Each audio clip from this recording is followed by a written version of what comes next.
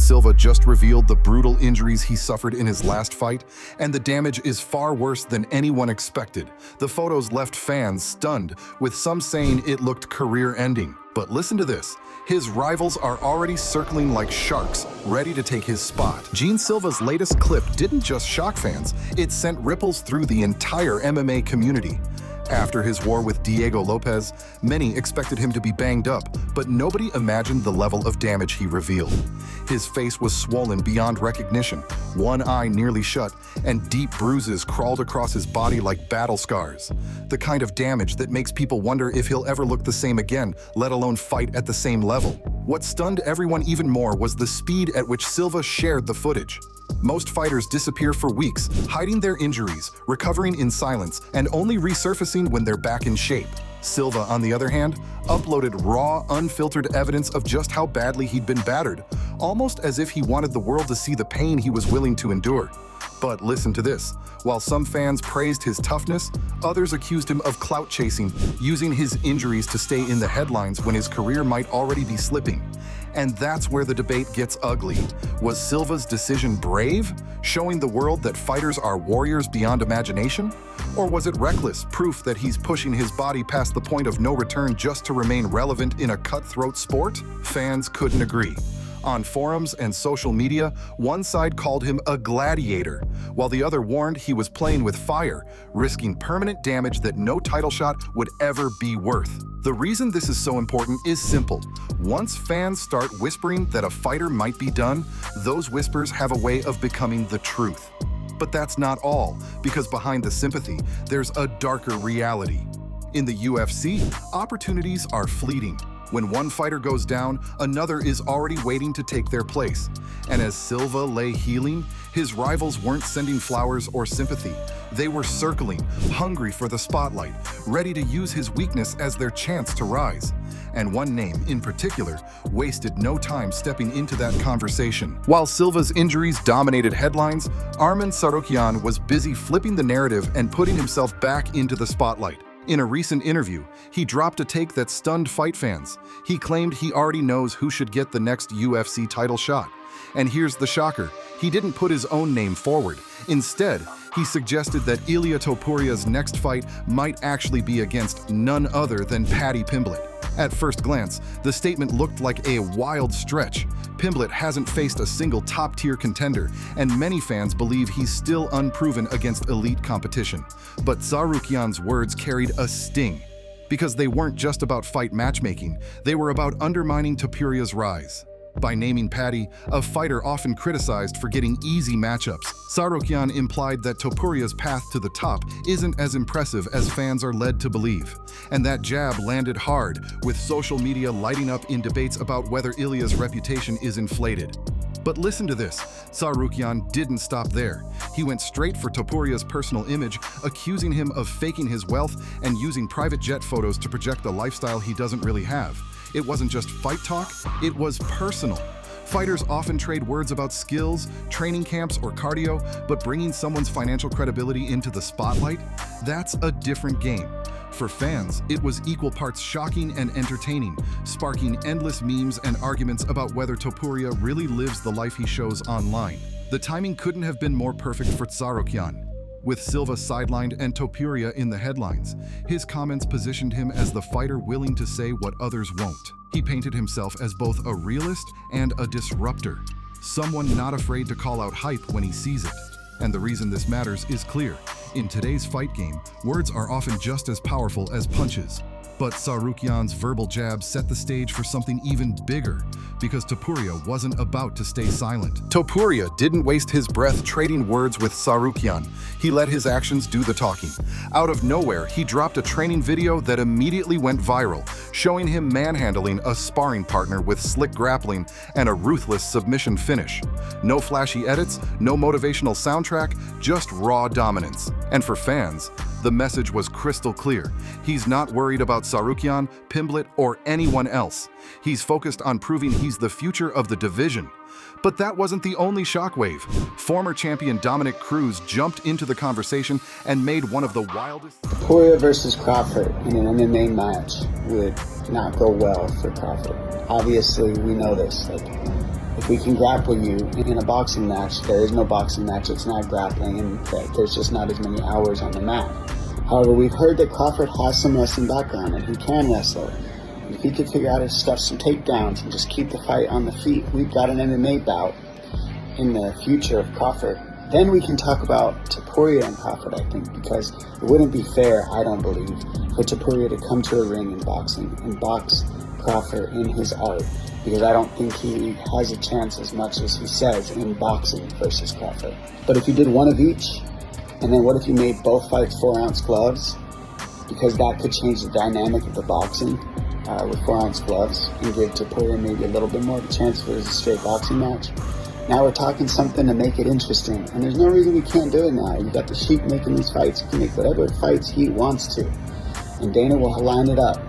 We're seeing that with the partnership with Netflix and the viewers, 40 million views, 108 million views with Jake Paul and Tyson. When you look back, these are the craziest views on earth, and this is all happening. So there's no reason we can't make it happen. But the talk about Crawford and Topuria is interesting. It's fun, but I like it with 4-ounce gloves, and I like one fight boxing and one fight MMA. That's how I want it. Just when fans thought the headlines couldn't get any bigger, Bare Knuckle FC decided to drop a grenade on the fight world. I mean, speaking of big stuff, we all know and have heard about the $25 million tournament. We're gaining ground on that. Has anything changed with that? And no, I mean, 185 pounds is the bottom weight. The top weight's 275 pounds. It's one weight class. It's an open weight class. We're gonna have 64 guys in the tournament. We're gonna narrow it down over a year, and then we'll have the final card. It'll be in the Middle East. First fight will be in California in late March or early April. And then it'll go out into 12 months from there. And the finals. Sanctioned? Yeah, everything's sanctioned. Wow. Yeah, all the commissions approved it, and they were good with the open weight, as long as it was at the top of the weight. If it was a bottom, like let's say 125 to 165, they wouldn't have allowed it because it's too much of a disparity in the weight down there for the percentage of weight. But up top, it didn't matter as much. So, I know you're really good friends with Ben Rothwell, but we could see you versus Ben Rothwell in the finals. Yeah, so I've heard. As if the fight world wasn't already buzzing, Islam Makhachev decided to steal the spotlight in a way nobody saw coming. Known for his relentless grappling and icy composure inside the octagon, Makhachev showed fans a very different side of himself. Снимать не надо это. Давай. Не, подожди. Как дверь открывать? 2 раза ручка делать. Она сегодня ночью нас брат уезжает. Короче, давай я выйду отсюда. Подожди, Я пошел, брат, я до конца, да. Честно, я говорю, 50 на 50 он там поднимется. Да, там что-то режим сам смотрел, он шагби. Держи.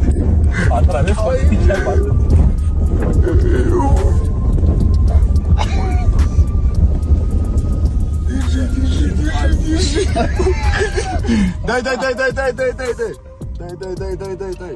Ладно, не вперед, не назад точнее. Что за леопард? Я что, апартаменты сам куплю, что ли, леопард выиграет? Испытание выдержал. For years, one of the most bitter rivalries in MMA wasn't between fighters. It was between UFC President Dana White and journalist Ariel Helwani. Their feud dates back to 2016, when Helwani was banned from covering UFC events after breaking news about Brock Lesnar's return before the UFC announced it. So Taco's asking me these questions, and he's asking them as if he believes Dana's being sincere. I don't believe that he was being 100% sincere. I believe he was being sarcastic. And so when I see this, I kind of laugh and say, oh yeah, he's just making a joke. When he says, how's he doing now, in that tone, to me, it comes across as him saying like, where is that guy? That dude fell off. He's not relevant anymore. I couldn't care less about him. That's the way I interpreted it. Maybe I'm wrong, but that's the way I looked at it. Now, I don't feel like anything that he said there was very sincere. I think it was 99.999% sarcastic, if I'm being 100% honest.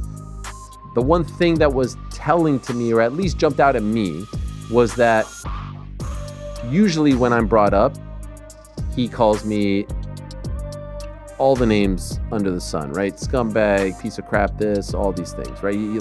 He'll take his opportunity to take a shot at me. This time, he just said what you just heard him say.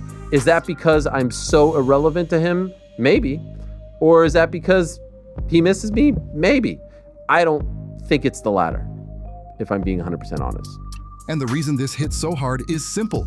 Dana White isn't just any fight promoter, he's the most powerful man in MMA. If he and Helwani truly found common ground, it would signal a shift in the culture of the sport itself. If someone told me today, hey, you can bury the hatchet, I would do it. And I would only do it not because I want anything, not because I want scoops or exclusives. I'm not even in that game anymore. I don't even do that. Not because I want interviews or access or anything like that. It's because, I'm not just saying it today, life is too short.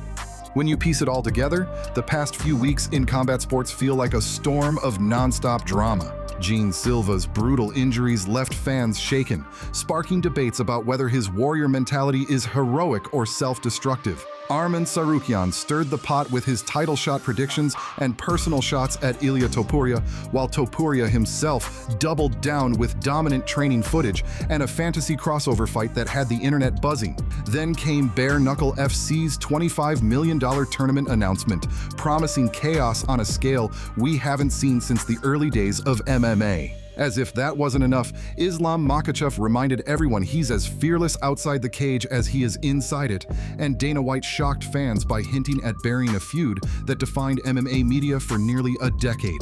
But that's not all. Will Silva bounce back stronger or fade from the spotlight? Will Tsarukyan get his wish and disrupt Topuria's rise? Could we actually see cross-sport super fights with Crawford? Or the madness of a year-long open-weight bracket delivering fights nobody thought possible? And most of all, will Dana White and Ariel Helwani really end their war? Or will this just be another chapter in their never-ending feud? One thing's for sure, the fight world thrives on the unexpected. And if you thought this week was crazy, buckle up, because the next twist is always right around the corner. Make sure you hit like, subscribe, and stay locked in, because in MMA, the truth is stranger than fiction, and it never slows down.